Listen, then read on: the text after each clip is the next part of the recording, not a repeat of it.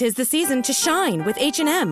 Discover the holiday collection and find fashionable pieces for your wardrobe or for under the tree. Get inspired and dazzle with this year's glam. From tuxedo styles, bow detailed pieces, impressive prints, and more. From unforgettable looks to unforgettable gifts. With fashion finds to home decor, find it all at H&M. Treat your loved ones and yourself this season. Shop in-store or at hm.com.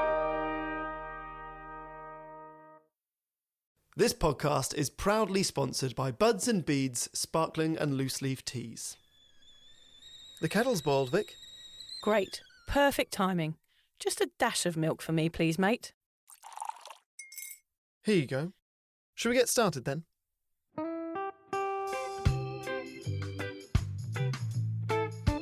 Have you ever woken up on a Sunday morning and said, I'm never drinking again, and then found yourself waving $50 at a barman by happy hour? Are you wondering why everyone else can stop at 1 while you head to a dodgy after-party with a weird bloke called Disco Dave? If so, it might be time to take a deeper look at your relationship with your reliable social crutch, alcohol. On each episode, we'll investigate our own dysfunctional dealings with booze and find out if it's possible to stop this deeply ingrained habit before things get too messy. Yep, we're going to open up a shame shed of humiliating drinking stories to help you understand why waking up from a booze coma each weekend with a kebab sticking out of your top pocket might actually be negatively impacting your health.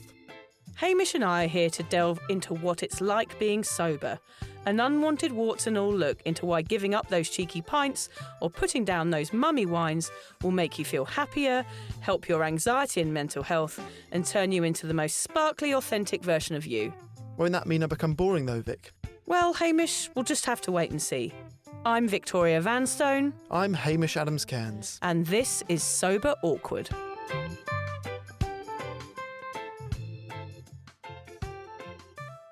So Vic, can you name me one goal in your life that you have achieved and one that you're still looking to?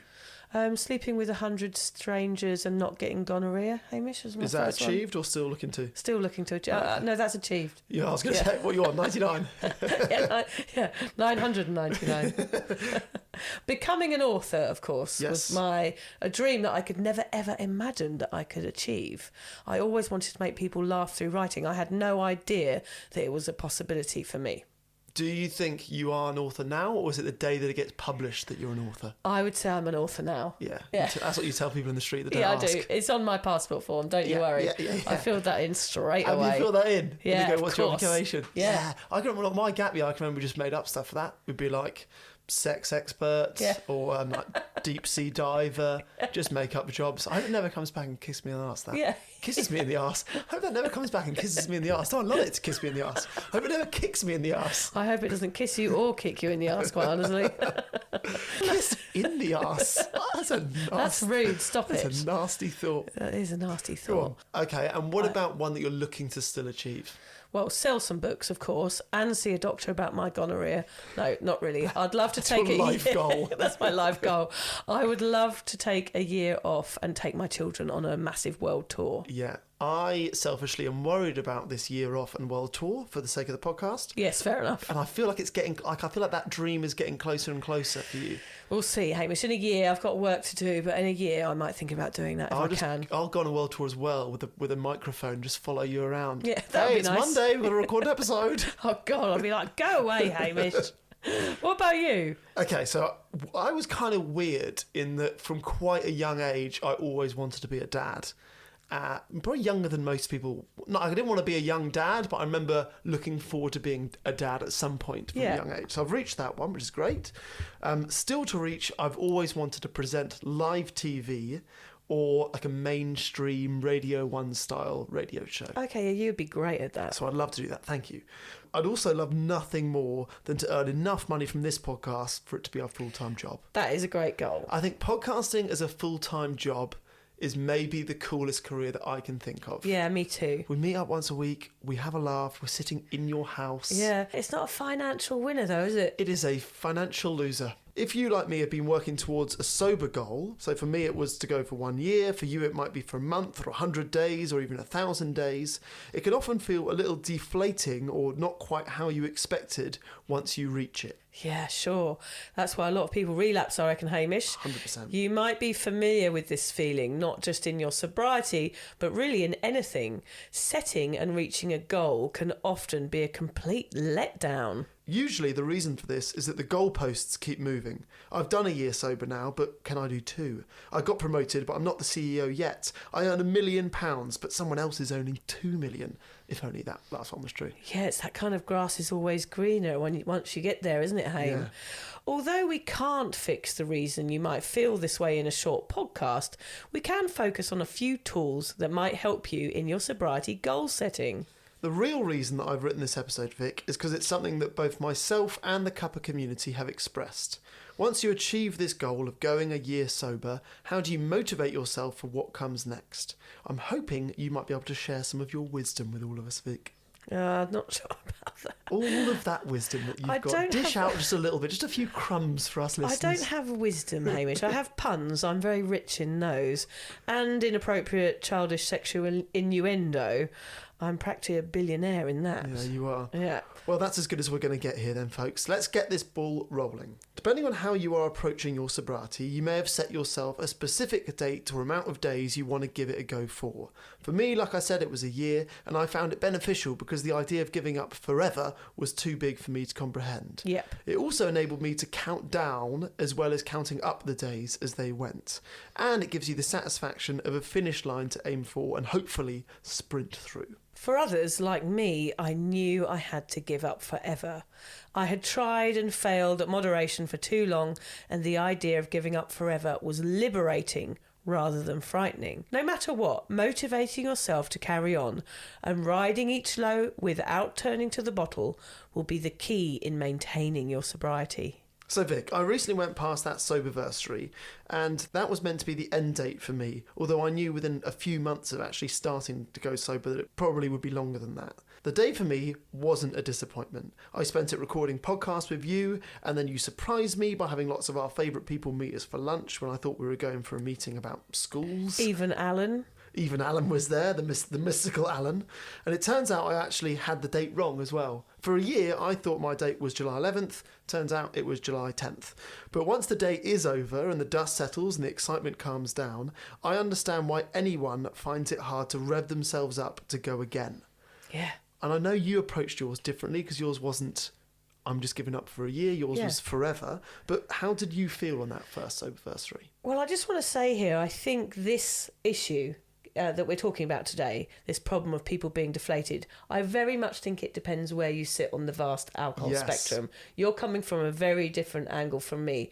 For somebody that struggled, my sentiment is always going to be, well, I'm free from this now, and how brilliant it is. And whereas you're coming from a place, well, I'm doing it for health purposes, I'll give it a year and see how it goes. I might tag on another year.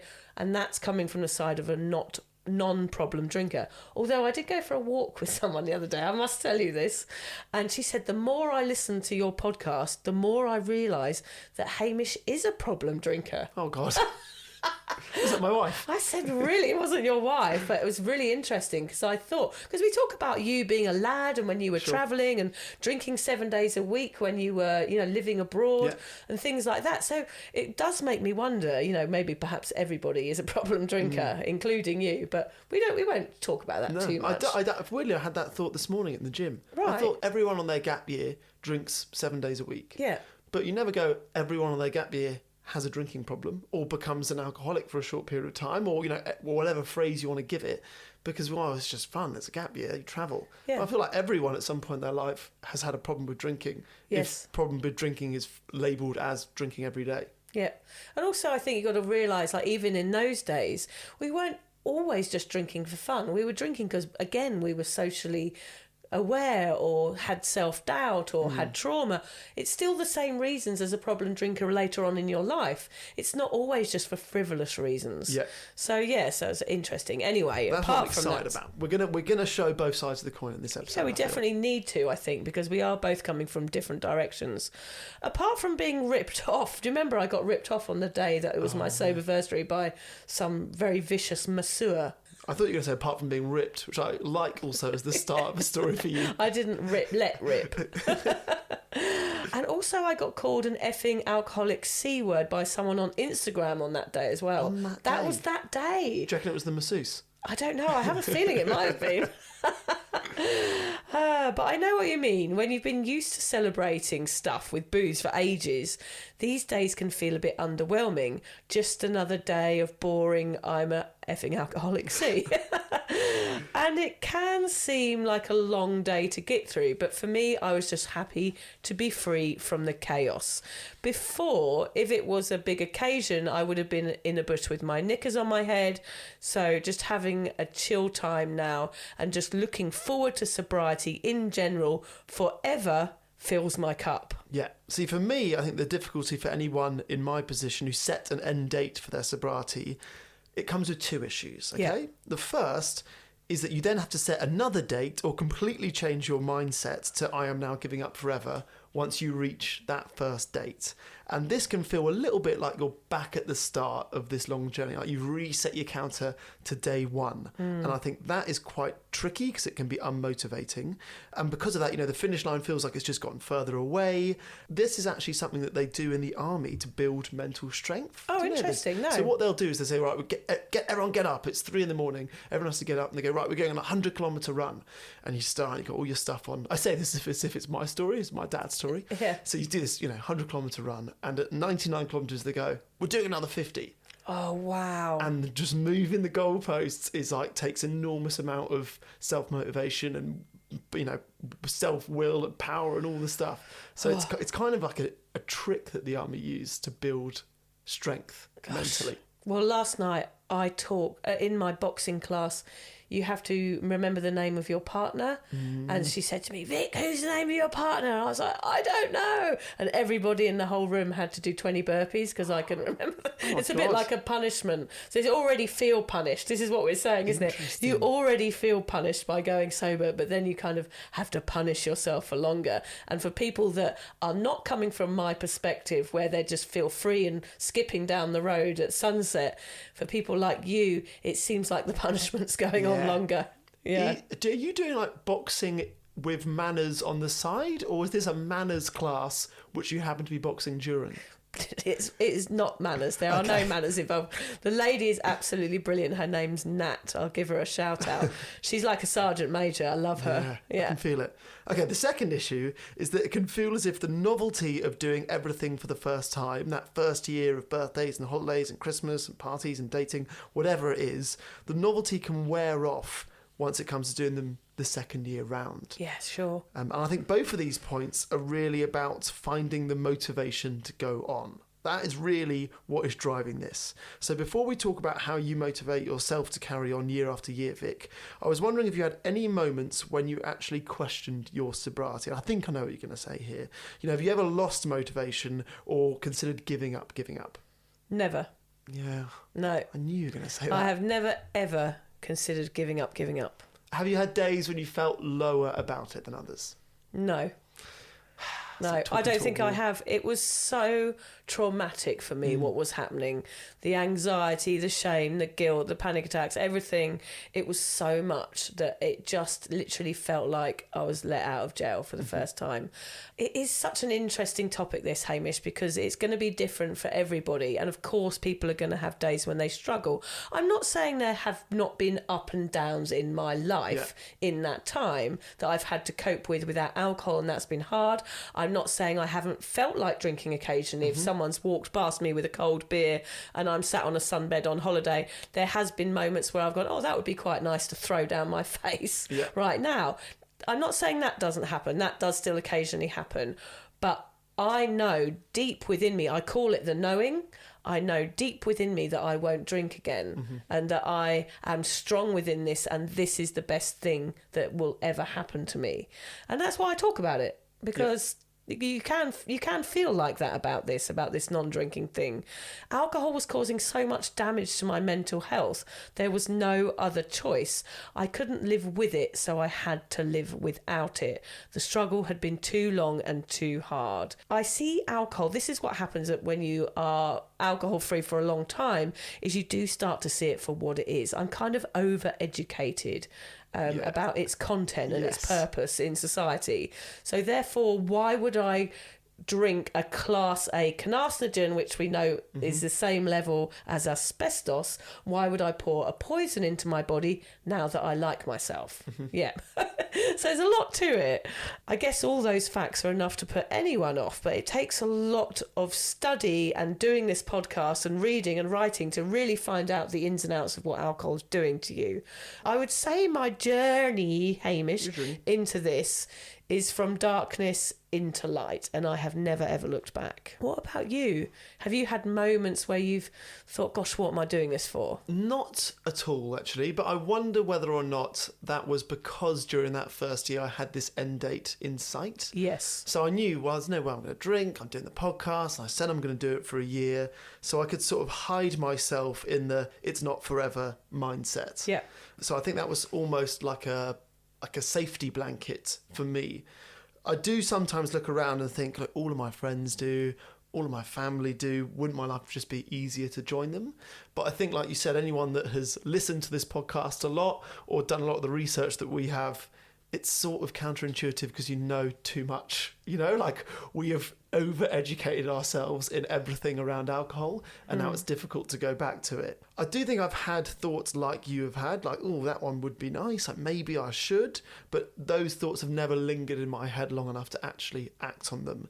I was actually surprised recently. I think it's easy to find motivation in other sober people, and you just have to find someone that you think is cool. I think for me that's important. Like, you think, oh well, you know, like, there's lots of sober people, but who's the one person you think, oh my god, like, they are amazing people and they're sober. That's who I want to be like. And I was surprised. I didn't think I would feel that, because it almost sounds a bit shallow to even admit that. But the other day is an England cricketer called Mark Wood, and I'd forgotten that he was sober. And this guy is a complete lunatic. Right. So he played in the last game 5 minutes before they went out to play, and he was man of the match. He played amazingly. He was on his hands and knees in the changing room, barking at everyone, going, there's a dog on the loose, there's a dog on the loose. He's barking at everyone. And like, you know, in the same way that Obelix was dropped in that potion as a child that meant he was like super strong for the rest of his life. I don't know what you're talking about. Asterix. You're talking about Asterix. Yeah, but Obelix is his big mate. God, okay, Obelix Asterix drinks this stuff that makes him powerful. Obelix isn't allowed to drink it because he was dropped in it at birth. I think you only watched Asterix if you went to a posh French private school. Is that what it is? Yeah. The French school wasn't even posh. Anyway, I think Mark Wood is a bit like that with alcohol, maybe. Like, maybe as a baby, he was somehow around it, and now he can't drink it ever again because he's so full of life and energy and fun. And I was surprised by how much I found inspiration in the fact, wow, Mark Wood is sober and he is an elite athlete. He is the funniest member of the team. He is full of energy. He's so silly.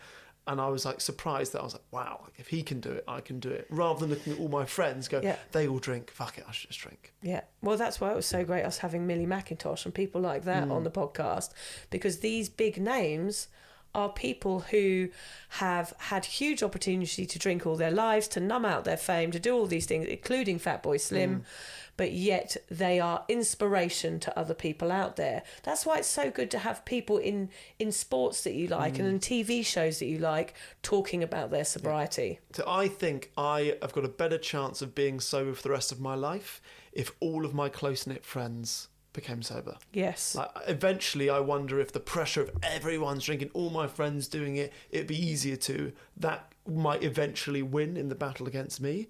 But if everyone became sober, my life would be a lot easier. Yeah, so true. I mean, that's what we're talking about here. Like on cuppa, I must say that is the most common thread is, oh, my friends all drink and I feel like the odd one out and everyone's going to a party and I feel like a weirdo. I mean, you do feel like a weirdo, but I think the one thing that you've got to do is embrace the weirdo, like that cricketer obviously is doing. Yeah, he's the best. Okay, so could we for a second just talk about motivation and specifically people losing motivation? So you haven't lost it too much at all. But obviously, cuppa, lots of people write to us. Yeah. What are the number one or the most frequent answers to the question of people losing their motivation on cuppa? Oh, I think time is a really good one, which we haven't put on our list here, actually, Hamish. Just that fact that you have done a year and that you feel like, well, that's a good chance, that's a good opportunity to start drinking again. Yeah. So just the passing of time is a reason to get drinking, isn't it? One that I don't know if this has come up on cuppa, but definitely one I thought of is when someone passes away, someone that you love or someone famous even, someone in the limelight, I think it reinforces this idea, God, life's so short, we should really go out and enjoy it. Yes. And I think that life is so short mindset often leads to people falling off the wagon, I reckon, or definitely drinking more, partying more, being a little bit more reckless, a little bit more immature. Live fast, die young. Yeah. Yeah. I mean, my brother's favourite saying is sleep when you're dead. Yeah. He met a mad Russian that took him out for vodkas and kept saying to him, sleep when you're dead. And my brother just had to keep drinking vodkas with him. Yeah, I was always scared of people that say sleep when you're dead. I'm like, you are going to be too intense an energy for me to be around long term. Sleep when you're dead is frightening. You do not want to be out with someone who's saying that, that's for sure. If a trigger happens in your life, something like a divorce or becoming a parent, a change of career or a change in your mindset even, all of these little triggers are things that could demotivate you on your sobriety path. Boredom comes up a lot. I guess that's sort of connected with what we mentioned earlier with time. You've done it for ages. You've proved you can do it. You're bored of it. Maybe you want to start moderating now and, have convinced yourself that's a possibility. But yeah, boredom we talk about a lot. Boredom is such a massive one. And also being sober for so long that you think you can moderate. Yeah. Oh dear. I know there's a lot of people listening to this podcast today going, well, I think I've done my stint. I'm going to just have a couple and go out. I did that for years and it was the biggest head fuck I've ever experienced in my whole life, because not only was I more obsessed with how much I was drinking, I was actually thinking about it all the time. How much am I going to drink? When am I going to drink? Is it going to be okay? I'll just have one. I'll try and have beers and no gin, and then I'll have a water between wines. Yeah. All these fucked up questions that were going around and around in my head, convincing myself that now was the time to start and now that is the time that it's going to be okay. And the fact is, it was never okay. It was only no alcohol that was ever going to take that preoccupation out of my brain. So if you're sitting there thinking, oh, I might try and start again, don't. Because it will all come flooding back straight away. Another huge loss of motivation is people being scared of losing too many mates. For sure. They see how people react to them maybe a little bit differently to when they did when they drink. They might see themselves not invited to certain events they used to get invited to, and eventually the fear of being left out or not being included by their friends overcomes and they go back to drinking. For sure. I think a massive demotivator here, Hamish, if that is a word. I think we can invent a word. Yeah, was the pandemic. Yeah. Of course, if you were sober, or even if thinking about it, that would have probably derailed a lot of people. Being stuck inside, not really knowing what to do. The drinking party hour got earlier and earlier in the day, and you just lost. You didn't know whether it was day or night or what day of the week it was. So it was kind of a constant party time, wasn't it, for some people? It would have been very confronting coming out the other side of that, probably with a bigger alcohol issue than you went in with. I think us not knowing how long that was going to last. Yeah. You're locked inside and you don't know how long you're going to have long empty days of not being able to go outside. I think that is pretty frightening. Anyone with any kind of addiction, even if it was gambling or booze or whatever, would have found that unbelievably unmotivating. I always wonder how people got drugs in the pandemic. Write to us. I'd be interested to know. Like, how did you get your crack and heroin and stuff from a dealer? Because people wouldn't have been able to go cold turkey There would have, lots of people probably would have died. Or how did they get to hospital and things? Like, I was interested in how people got their drugs. I couldn't get mine, so I was struggled. I struggled. You became a dealer. I didn't. Yeah, I had to become a dealer. Yeah. No, don't worry. That's a joke. Everybody. I never thought of that. That's a good one. Yeah. Life's too hard for a lot of us, and people need an out. And alcohol, for a short amount of time, seems to fix the life's too hard issue. Obviously, we know that does not last for long, but it leads a lot of people back to the bottle. For mums and dads probably, but for mums even more, I would say, the kids are annoying sometimes, and that witching hour can feel bloody hard work. So that is always going to go, the easiest thing to do now was just to pour a glass of wine down your throat. Mm-hmm. Of course, it's not going to help anything. And obviously peer pressure, another one that we talk about a lot. The real gems of information I'm hoping to get out of you today, Vic, are around the differences you found in your sobriety after the first year. You often say the best bits of your sobriety have come between the second year and where you're at today, more than 5 years in. So that's really what I want to knuckle down on. I feel like lots of people are in my shoes. They've done the year or the 30 days or whatever. They're afraid that it's just going to be more of the same rather than it's going to get better from here on in. So what would you say anyone in my position would miss out on from going back to the booze once they've done 1 year sober? I mean, you miss out on the whole point of going sober, I think, because the development, the first year can be a bit hard, because you're learning all new ways to socialise, you're learning about yourself, you're probably having therapy. Everything can feel like a lot of pressure. It's hard that first year. And I think the point is, it's when the second year and the third year and the fourth year, things start to become a bit easier. Okay. That's all it is. It just, things start to slow down a bit. You understand yourself. You get to know yourself. You get to like yourself. And it is that self-love. I know it's cheesy, but it's very, very true.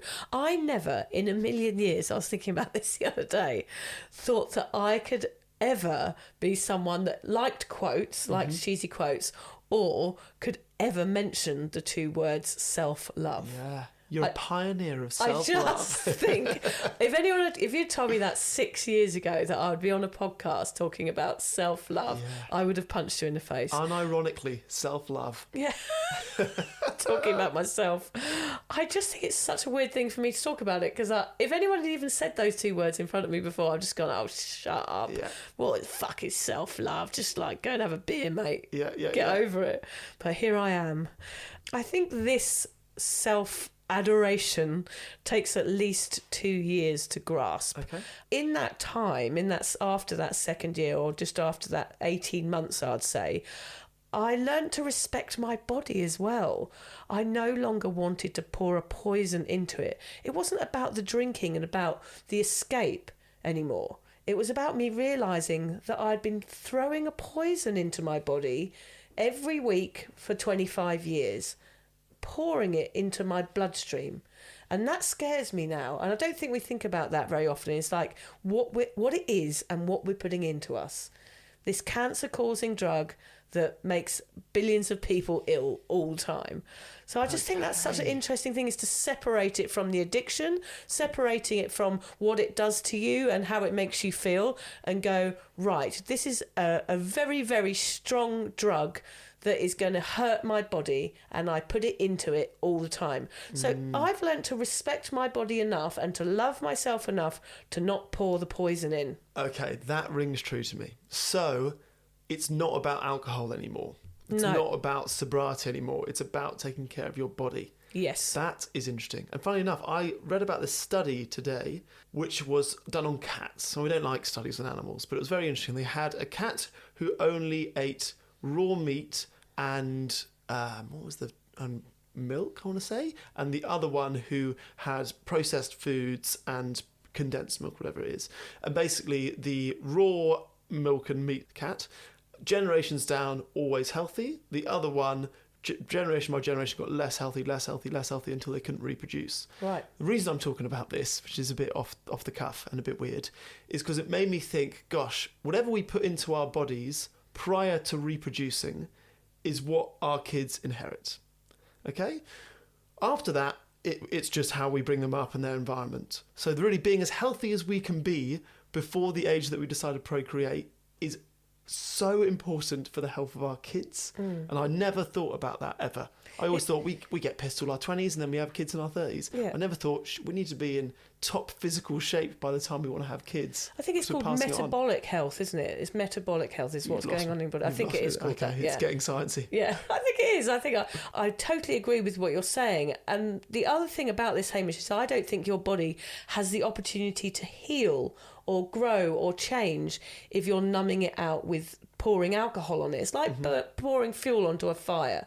So if you have diabetes, or if you're prone to more illness, or you have high blood pressure, alcohol is always going to change those things for the worse. So I think if you forget the alcohol side of things and think about what pouring a drug that is harmful inside your body is doing, that is enough to put anyone off. And you're a healthy guy. You are very health conscious. So it's the total opposite of that. And we don't look at that. We don't look at the health side of it. We just go, well, everybody drinks, so I drink, and that's okay. But actually, if you look at the negative health impact of pouring alcohol into your body, it is massive. Yeah. So therefore, you're going to continue having diabetes. You'll probably get liver disease. Then you're going to get heart problems. So it's all about this metabolic health, which is making sure that you are capable and your body can heal and grow and not have anything that's in its way. Yeah. What always helped me with that, what you're talking about there, is think of it as a drug. Yeah. Think of it, this is a drug that everyone does. And as soon as you label it a drug, well, it's not called it's weird that everyone's doing this one particular drug. Yeah. If it was cocaine, everyone does cocaine, so it's okay for me to do cocaine. Yeah. You wouldn't have that same thought. No, you wouldn't. You wouldn't think it was okay if everyone was sitting around taking heroin. Yeah. And of course, alcohol kills more people than all the other drugs put together. You have to think about these things. That is what I'm talking about when I say I learnt the bigger picture. Yeah. I didn't know any of this 5 years ago, and I've learnt it from all sorts of silly podcasts like this one. Yeah. The other thing is the genuine joy of friendship. I feel like my relationships are very pure and happy and kind, and I don't really have any problems with people anymore, which is really nice because I don't offend them when I'm drunk. Yeah. It's probably the reason. They don't have problems with you rather than you not having problems with them. Exactly. Yes, I do enjoy like all my mates right now because I just feel like it's just natural. There's nothing weird going on any of the time. I think sober people will be on their deathbeds knowing that they lived fully with love for themselves and a kindness towards others. But it really does start within. Would you like me to add a few more guru-ish statements here, Hame? Like, I'll have 2-3 more. Yeah, go. Live, life, laugh, love. Yeah. Was that a book? I don't know. Book about barley? I don't know. No, that's Eat, Love, Pray. Yeah, okay, sure. Yeah. I wanted to tell a story very quickly here about the women's camping weekend that I had away with a lovely bunch of sober women, and we just laughed so much. One of the women said her face was hurting at the end of the weekend. Yeah. She said it was better than any boozy girls' weekend she'd ever had, and she'd been on loads. And what was so funny is, I'm saying I sound like all guru-ish here. One of the women that came, her husband was really worried about her coming away with somebody she'd never met, with a group of people she didn't know. Yeah. And he thought that I was like a cult leader. Okay, you do give that off. We've always said that. You're experienced in cults. Yes, You've learned. Yeah, I've learned. So I'm thinking about it. I'm going to get a long white coat. Yes. I'm going to drift around the house saying weird shit like what I've just said. Yeah. And does anyone about self-love? Everyone that comes to the camping retreat have to get like tattoos of you. Yeah, branded. Yes. And just sell their houses and give you some cash. Yeah, that would be nice. Yeah, the camping weekend, it's only 25 grand. Yeah. It's a bargain for 2 nights of Vic. Yeah, it's 25 grand. And I have sex with you. Yeah. It's basically like all the other cults.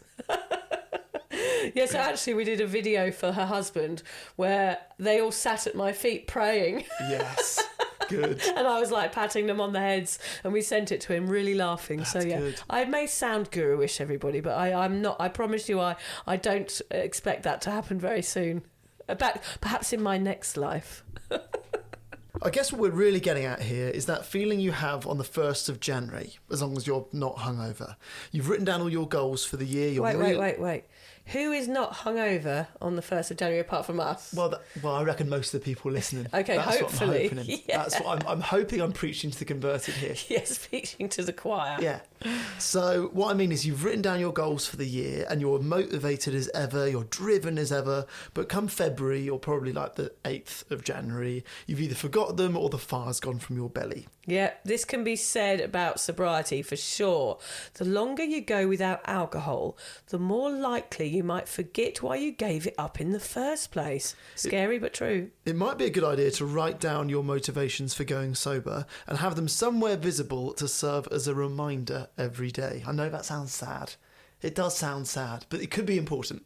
I think it's important, these things, Hamish, because it might be the difference between you drinking and not drinking again. Yeah. That is important to me and to everybody else who's listening, I'm sure. And there's something about writing them down which makes it more real. Yeah, like if sure. I write something down, I feel like I'm more invested in it. I don't know why, but I think that's a thing. I think also you could use photographs as well of the people who, like, my reason why I continue and why I go on this mission is because of my kids.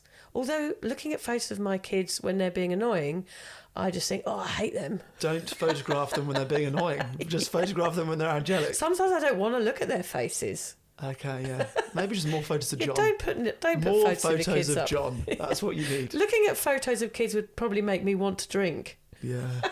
Okay. Forget that, guys. Unless your kids are angelic, and I reckon not many are, forget that last tip. Yeah, we're honest about parenting on here. Some of the motivations that we come back to and try and reinforce as often as possible are... See, now the first one's our kids. Our kids, so yeah. we've shot ourselves in the foot there. Don't involve your kids in this. The kids are the motivation. The photographs can be triggering. Yes, they can be your reason why when they're being nice. Yes, Yeah. and when they're not being nice, then can be the reason why not. That's funny. Being the chain breaker, the cycle breaker, what a brilliant motivation. We always talk about playing it forward. If there's anything you need more motivation with, just remember how bad it was when you were drinking. Play that tape forward. Yeah, remember what you used to be like, wriggling around on that dance floor, and now how you are waking up on a Sunday morning and skipping out of bed towards the park and a run. Living a longer and more fulfilled life. Inspiring others around you. That was a big one for me. I never thought that I could inspire people, and then you give up. And you don't have to do what we do. You don't have to do a podcast and talk about sobriety all the time. But I guarantee if you do go sober, you'll inspire one person. It might be a friend, it might be a family member, it might be someone you meet in a coffee shop. Someone will change their ways or their thought processes because of you. Yep. Money is another one. Of course, you're spending money on something that makes you ill, so stopping that is always going to be a good thing. Absolutely. Similar with time. You get a lot of it back and you use it a lot more efficiently when you don't drink. Yes, very efficiently. Being your authentic self. Now, I know we bang on about this all the time. I didn't even know that I wasn't being my authentic self. I thought my authentic self was a drunk person, a dribbling wreck. And now I found out my authentic self is not a drunk person, but I'm still a dribbling wreck. Yeah. But it's nice to meet that authentic self. Yeah. With that, I think, comes this ability to grow your self-confidence. I think a lot of people drink because they think they have more fun after a drink. Well, you meet your authentic self when you're sober and you realise that you're probably still fun. And that's a great confidence boost. So is. And of course, no more hangovers. What's better than that? Always a good one. If you're struggling with your motivation, then it's always a good idea to revisit the processes that got you sober in the first place. Start off by checking yourself in to some therapy if you haven't done already. Yep, try a sobriety course or attend an AA meeting. All of these you can do even if you're sober for a year. If your motivation is dipping, you can just do these things again. Get another book, get some Quit Lit down you. Yeah, podcasts. Yeah, we know one. There's Sober. one really great one. There's one which is just so funny and the hosts are so lovely. Yeah. I think they're probably really good looking as well. They sound hot. They are hot, I think. Don't probably. follow them on Instagram because then you'll see what they look like. But they sound smoking. Yep. That's sober awkward, by the way. And then Is that what I was thinking of Desert Island Discs. There's the cuppa community, of course, our sober awkward community where you can go and meet loads of mates. I guess what I'm going to take away from this podcast is that not every year might feel like the first, and that might actually be a good thing. It might not be as exciting to tick off everything for the second time round, but I have to be okay with it feeling different. There'll be other benefits that I didn't experience in my first year, and the hope is that those snowball with each passing year. And I think something to remember here is if you are feeling in doubt of your sobriety, always go back and sit with it, that reason why. Why did you start all this? What were your reasons that first day or those weeks leading up to your first day? Why did you want to give up drinking? If you sit for a moment and meditate perhaps, Hamish, or have a cup of tea, which is what I would do, and just think about why you started this journey to sobriety, because you don't want to ruin all that. Just stick to it and you'll get all the benefits for the long-term journey. I'm trying to think of gurish things to say. And I can't. I'm trying to come up with some really, really wisdomic. Is that a word? Wisdomic. You'll never make it as a guru. I'm struggling like today, Hamish. wisdomic. I am struggling today. My brain is literally not working. No, you're on 24-hour diets. That's why your brain's gone. Your body's turning inward. I'm turning to mash. Yeah. Do you want to finish? I've got a disappointing affirmation I want you to read it. Okay, go on do then. It well. You're doing the best that you can. Thankfully, no one expects much from you. That's about right. It's so spot on, that one. I am a dribbling wreck. I mentioned in the podcast that I'm a dribbling wreck. Today, I am confirmed a dribbling wreck. That's what I expect from you. Yeah. If I walked in here on a Monday morning and your chin wasn't dripping, I'd be disappointed. We used to call Bruce Forsyth old dribbly chin. I don't know why. I think he had a bit of dribble on his chin once, yeah, and from that point, we changed him into Brucey Dribble Chin. Cruel. Just one little thing. Rest in peace. Rest in peace, Bruce. Bruce. Rest in peace, Bruce. Thanks for listening, everybody. If you're questioning your relationship with booze, you're struggling to moderate, or your hangovers are causing anxiety, it might be time to reach out for some support. Yeah, just talk to a mate about how you're feeling, contact a local doctor, find an AA or sobriety group. Vic's got one. Yeah, just head to www.cuppa.community. Remember, if you're questioning yourself, it might be time to seek support. Even though this journey can be awkward, it is definitely worth it. And if you've enjoyed the Sober Awkward podcast, don't forget to review it, rate it, and share it with your mates. They have to share it with their mates? Yeah, of course they do. I'm not doing this for nothing, Hamish. Bloody hell. How do they share it?